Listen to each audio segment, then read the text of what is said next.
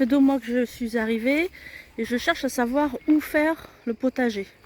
Alors effectivement, dans l'idéal, il faudrait que ce soit à l'ombre, pas à l'ombre, ensoleillé quasiment toute la journée, mais avec le verger que j'ai, je vais pas m'en plaindre. Il y a rarement quelque part où il y a du soleil toute la journée. Sauf à un endroit, ici, mais j'aimerais privilégier le parking des voitures quand j'ai du monde, ou eh bien près de là où fait mon voisin son potager. Alors très bien, maintenant que j'ai découvert à quel endroit est toujours ensoleillé, je me suis demandé comment j'allais faire, comment j'allais l'installer. Donc je voudrais installer des bacs. Dans l'idéal, j'aurais voulu que ce soit un mandala autour de ce que j'ai taillé comme laurier, parce que c'est un laurier sauce et j'aurais voulu que le mandala soit fait autour du laurier sauce. Mais du coup, j'ai un pêcher là. Alors, et puis ici, ici j'ai un figuier, donc ça n'irait pas. Mais après tout, qu'est-ce qui m'oblige à faire un mandala entier? Rien du tout. Je vais donc faire un arc de cercle, je pense, autour, comme je disais, autour du laurier sauce. Donc ce serait à partir donc d'ici, ici, et faire le tour. Parce que c'est là où je n'ai pas, c'est là où je n'ai pas d'arbre, ici, là, hop, ici, ici, ici, ici. Et pour revenir, peut-être ici, mais ici, là, j'ai le cerisier qui est juste au-dessus. Donc je ne sais pas encore comment je vais m'organiser. En tout cas, je peux très bien faire ça de ce côté-là. Hop, ici. Après, la question est venue de savoir comment j'allais faire mes bacs. Donc en quelle matière, sachant que je suis toujours dans l'idée de ne pas dépenser des 100 et des 1000 parce que bah, voilà, ça revient vite cher, un achat par-ci, un achat par-là. Donc du coup, j'ai réfléchi à ce que je pourrais faire. Alors des planches oui, mais des planches, pas des planches en sapin parce que ça va pas durer longtemps. Dans l'idéal, il m'aurait fallu du châtaignier ou du chêne, mais ça coûte une blinde. Et puis j'ai pensé à ça. En effet, en montant dans le grenier, je me suis rendu compte qu'il restait des vieux lits en chêne dont je ne me servirai pas, d'autant plus qu'ils font 1,30 m de large et qu'on n'a plus ni de sommier ni de matelas de cette taille-là. Donc ça devient un peu compliqué, d'autant que j'ai les lits qui me conviennent. Donc là, la végétation a bien pris ses droits. Je vais donc le positionner là. Je vais chercher un peu donc avec la boussole. Donc le nord est là, le sud va là-bas. Donc je vais positionner donc le lit, je pense, comme ça. Ici, là, dans cette partie-là. Donc voilà le lit qui était dans le grenier est descendu. On va... je vais couper les pieds de manière à ce que le cadre du lit puisse complètement toucher le sol. Donc à ce niveau-là, hop, enlever les 4 morceaux, comme ça le cadre touchera complètement le sol. Les autres morceaux sont ici. Allez, en route pour cette petite coupe. En plus, c'est assez facile à monter. Les anciens, ils prévoyaient tout. Une fente sur des têtes. Une partie insérée à l'intérieur de la fente. Trou pour la vis. Une vis. On enquille tout ça l'un dans l'autre et on visse. C'est une vis avec des trous. Donc voilà, il faut trouver un embout ou un tournevis ou une clé à laine, enfin quelque chose qui soit suffisamment petit pour pouvoir rentrer à l'intérieur. Et voilà, et après on visse jusqu'à ce que ça serre. Alors voilà, j'ai délimité où se trouvait le nord, donc je suis à la place du nord.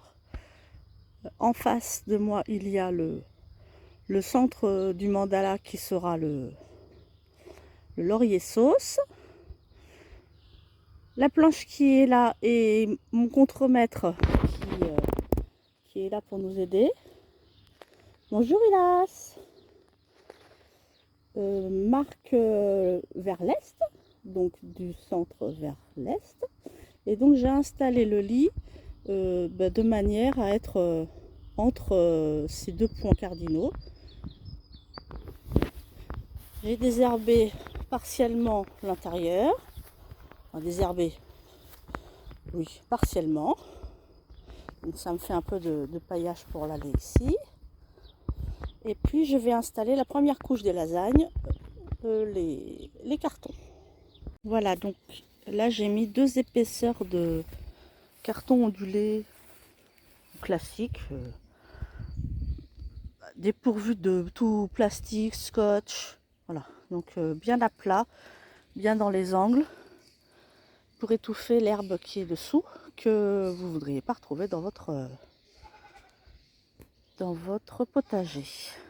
Après j'ajoute dessus de l'herbe tondue, de la tonte. Ça se voit pas trop parce que moi elle est un petit peu...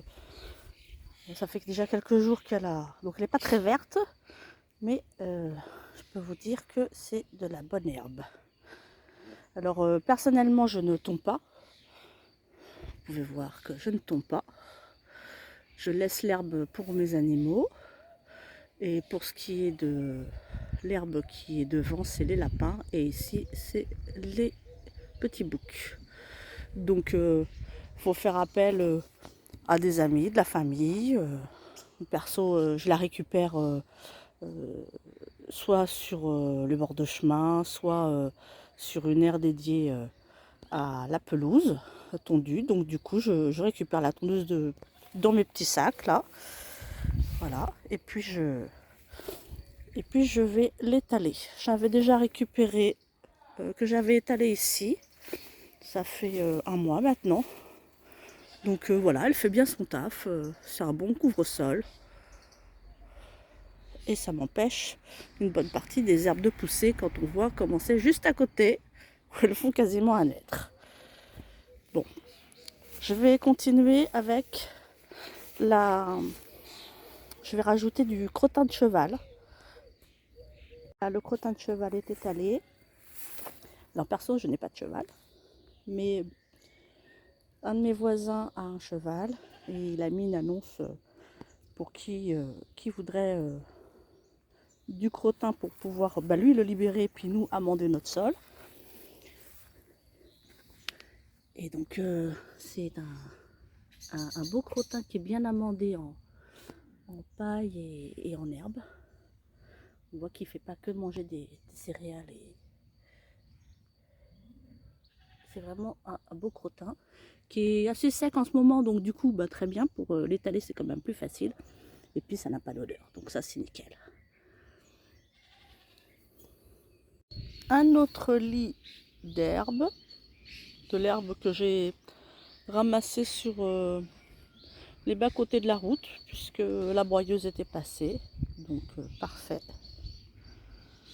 J'ai rajouté un petit peu de terre.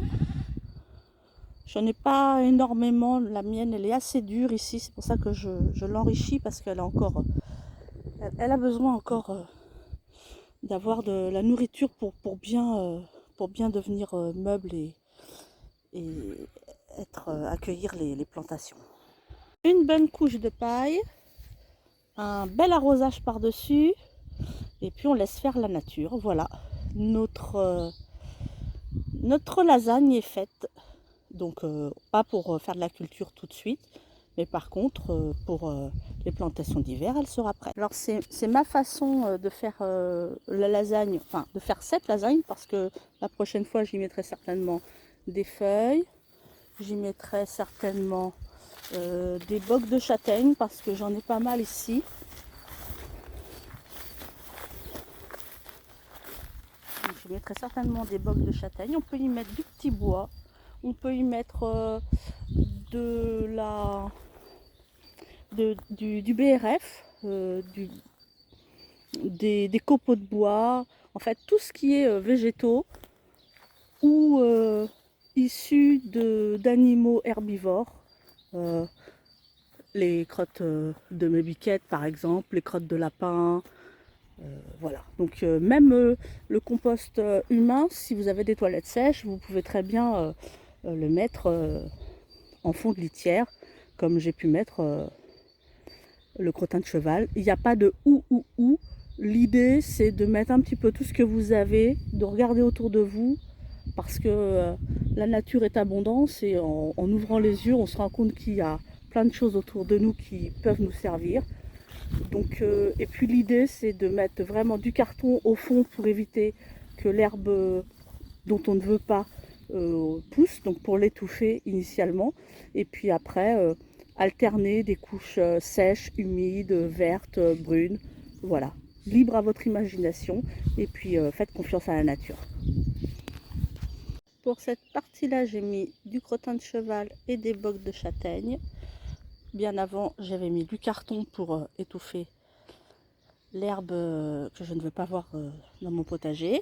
Et puis, en humidifiant tout ça, eh bien, les petites bêtes qui sont dans le sol vont venir chercher à manger, se nourrir. Les vers de terre, les petits cloportes pour manger tout ce qui est bois, et tout un tas de petites bêtes vont venir se nourrir et du coup vont aussi laisser de l'azote dans leur déjection. Je vous laisse mettre un petit pouce bleu et puis si vous avez quelques questions que ce soit, n'hésitez pas à me les faire passer en commentaire. À bientôt!